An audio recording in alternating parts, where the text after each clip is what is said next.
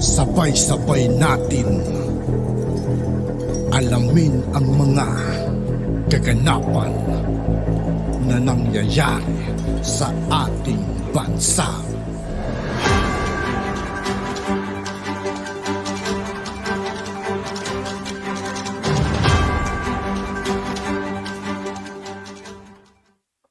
Yo, what's up mga kaibigan? This is I2K po again. Ngayon nandito ulit tayo sa channel ni Banat Kapanig TV. Dito ulit tayo magbibigay ng komento at reaksyon. Kaya samahan nyo ko guys. Let's go! Ito ang balitang viral ngayon sa mundo ng social media. Judge Bulyusos ibinunyag ang paghahari-harian ni Governor Henry Waminal sa Osamis Occidental. Hawak niya di umano lahat sa liig. Pero bagong lahat mga... Grabe naman yun mga kaibigan mo. Hawak niya raw lahat, halos lahat sa leeg. Grabe. Kapanig, kung bago ka pa lamang sa aming channel. Sa lahat ng hindi pa nakasubscribe mga kaibigan kay Banat Kapanig TV, mag-subscribe na po tayo at huwag nyo rin pong kalimutan mag-subscribe dito sa aking channel. Ay huwag kalimutang mag-like, subscribe at i-click ang notification bell para mas maging updated ka palalo sa lahat pa ng bagong videos na i-upload namin. At ito na nga mga kapanig, sa pagdinig sa Senado patungkol sa kontrobersyal na pagpapalaya sa munisipyo kay Bonifacio Mayor Samson Dumanog ng Misamis Occidental sa utos ni Governor Henry Waminal. Ibinunyag ni Judge Jel Bulyusos sa pagdinig sa Senado hinggil sa iligal na pagkaaresto ni Bonifacio Misamis Occidental Mayor Samson Dumanog ang samut-saring kasamaan at baho ni Governor Henry Waminal. Matapang ang naging pahayag ng judge laban kay Waminal at ayon pa sa kanya na ang gobernador ang batas sa naturang lalawigan dahil hawak nito ang kapulisan at pati na ang DILG. Lahat anya ng pang-aapi ay ginagawa ng kampo ni Waminal sa kalaban nito sa politika at kaya nitong baliktarin ang batas para pumabor sa kanila. Matatandaang 2 beses nang masuspende sa pagka-mayor si Samson Dumanog sa utos ni Waminal. Subalit, binaliktad ito ng Office of the President kung kaya't nagpalabas ulit ng ika-3 at ika-4 na suspension order ang gobernador na malinaw anyang labag ito sa batas dahil ito'y nag-ugat lamang sa parehong naunang suspension order at maikonsidera itong walang basihan. Napag-alaman din na simula ng manalo si Mayor Samson Dumanog ng Bonifacio City, Misamis Occidental ay di pa ito nakaupo sa munisipyo dahil nga siya'y sinuspindi nitong si Governor Waminal. Dahil ayon pa kay Mayor Dumanog, kumalas siya noong eleksyon dahil nga nadawit ito sa binanggit ni dating Pangulong Rodrigo Roa Duterte at pinangalanan ng top 4 na most corrupt governor si Waminal. Sumama daw ang loob ng gobernador kaya nang nanalo itong si Mayor Dumanog ay hindi hinayaang umupo kahit isang araw lang sa munisipyo para maglingkod bagkus ito'y paulit-ulit na sinuspende ng gobernador. Kaya naman nang sinuspende siya ng 2 ulit ay sumulat na ang alkalde kay Pangulong Bongbong Marcos at agad namang nag-reply ang Office of the President at agad na pinawalang bisa ang pagkakasuspende dito kay Mayor Dumanog. Ngunit nang maupo nga si Mayor dahil sa kautusan ng galing kay Pangulong Bongbong Marcos, ipinadakip nga siya ni Gobernador Waminal at sinuspindi ulit na tila daw pinaparusahan itong alkalde dahil sumunod ito sa utos kay Pangulong Bongbong Marcos. Kaya sa hearing, natanong ni Mayor Samson Dumanog si Senator Ronald Bato de la Rosa kung sino ba ang kanyang susundin, ang Pangulo ba o si Governor Waminal. Kaya naman ayon pa kay Judge Bulyusos, Yung tanong na yun mga kaibigan, siyempre wala ka nang ibang susundin doon kundi Pangulo. Pangulo na yun eh. Alam naman ibang tao pang susundin mo mga kaibigan pagdating sa mga ganyan, di ba? Obligadong Pangulo na dapat ang sundin mo pag ganyan. ay lumalabas nga itong si Gobernador Waminal na ang naghahari-harian sa Misamis Occidental dahil kahit anong utos ng Pangulo ay wala siyang pakialam dahil siya ang nasusunod. Dapat yung mga ganyang klaseng tao sinisibak na kasi nagiging baliwala na sa kanya yung Pangulo eh.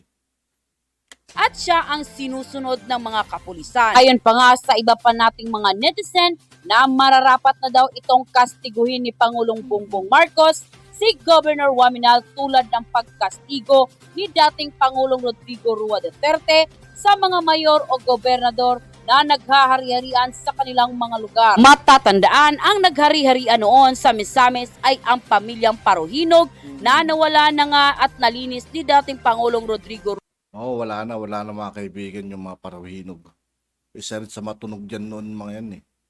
Rua Duterte dahil sa mga katiwalian at pagiging warlords sa nasabing probinsya. Ngunit nang pumalit naman ay ang mga Waminal na akala ng mga Misamis noon na iba sa mga Paruhinog, ngunit mukhang kapareha lang daw ang mga ito na mga warlords sa kanilang lugar. Kaya naman, nang lumabas ang balitang ito ay di mapigilan ng marami sa ating mga kababayan ang nagbigay ng kanilang hinaing at komento sa mundo ng social media. At ayon pa sa kanila, di po ba inimbestigahan na yan si Governor Waminal ni Congressman sa lower house ni Congressman Marcoleta regarding corruption, illegal demolition at iba pa patong-patong na reklamo kay Governor Waminal. Wala na ngang mga Paruhinog, ito na namang mga Waminal, pinakamasamang tao sa Misamis Occidental. Kailangan maalis na po mga pulis, binayaran niya, baka matulad sa Negros Oriental. Patayan na naman, tingnan mong mukha ni Waminal, mamamatay tao talaga,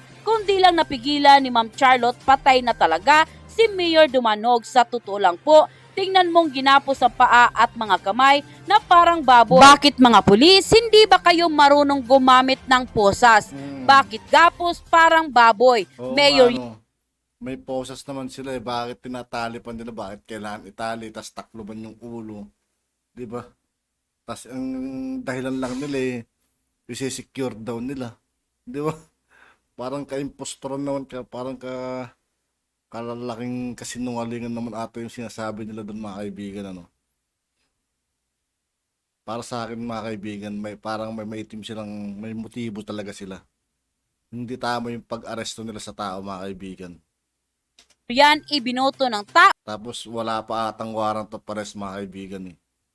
Di tulad ng pinalit ninyo, mukhang tulisan, adik, hindi matino. Tao ni Waminal, gago. Grabe si Governor, may standing case niya noon sa congressman sa illegal na ginawa niya sa mga taong walang kalaban-laban. Ganyan lahat ng judge, matapang kahit Governor Animal ay hindi niya inaatrasan sa laban at di siya natatakot sa Governor Animal na yan. Basta nasa tama at patas sa laban si Judge Salute, ako sa tapang mo, Judge Bulyusos, mabuhay ka, God bless you and stay safe. Dear Judge Bulyusos, good morning. Thank you and congratulations for your integrity and standing for the truth. When you are in the truth, God is with you. For God is truth. Be careful, be alert. We are praying for you. May Saint Michael the Archangel guide, protect, and defend you always. Watching you from Italy. Thank you, Judge Bulyusos, sa katapangan mo against Governor Animal. Anomalous activities sa Misamis. Wala And kayong go! administrative case pa sa DILG? Wala pa ho. Ano ibig sabihin mo? Sa OP pa, sa OP. Hindi, yung pangatlong kaso. Yung sa pangatlong kaso, nag-file kami ng sa CA, Court of Appeals. Nag-issue ho ang Court of Appeals. Yun nga wala. Parang naging moot an academic na yun kasi nagpalabas na naman sila ng penalty suspension order. At saka, yun nga ang question talaga, Senator. Mayroon kasi kaming John 4 na face-off na nangyari doon. Nandun din si PD Benitez. Sinabi ni PD Benitez ng DILG na sabi niya na it's a unique case daw yung ni-raise namin kasi wala na daw pwedeng mabasihan ang DILG. Kasi yung case, na third case na sinasabi na betrayal of public trust, na actually at first question namin yan, paano naging betrayal of public trust that the mayor and the vice mayor are not impeachable officers.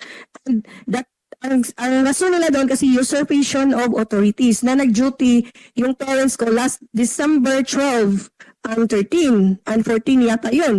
But reverse na yun ang Office of the President. So, kaya nga, supposedly, kung kung impartial sila, they drop the case right away. But, nakatanggap kami ng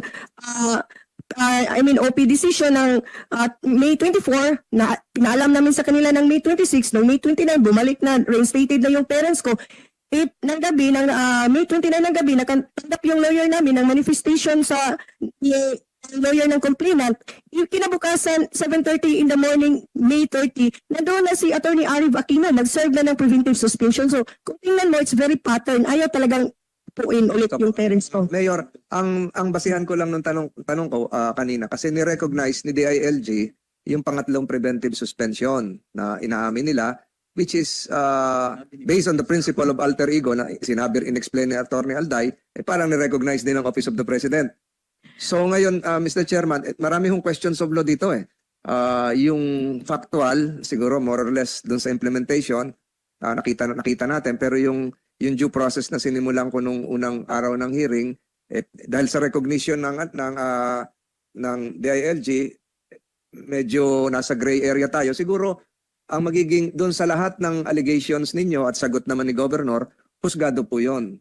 Husgado po yun. So this committee, Mr. Chair, though a fact-finding body would probably be not, with all due respect, not in a position to adjudicate the physical injuries, serious illegal detention claims, as well as the legality of the DILG's recognition.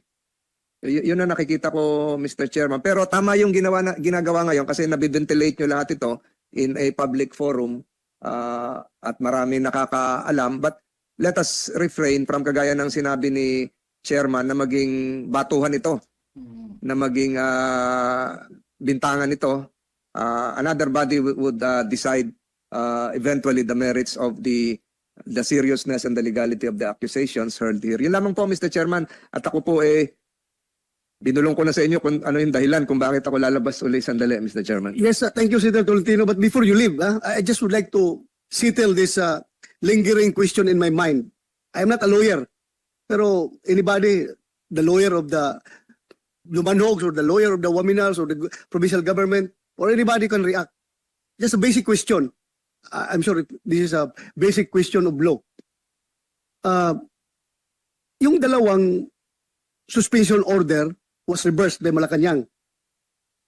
Itong pangatlong suspension order which was implemented. At ito na nga mga kapanig, ano na ang masasabi nyo patungkol sa At yun nga po mga kaibigan, dito po nagtatapos ang ating reaction video.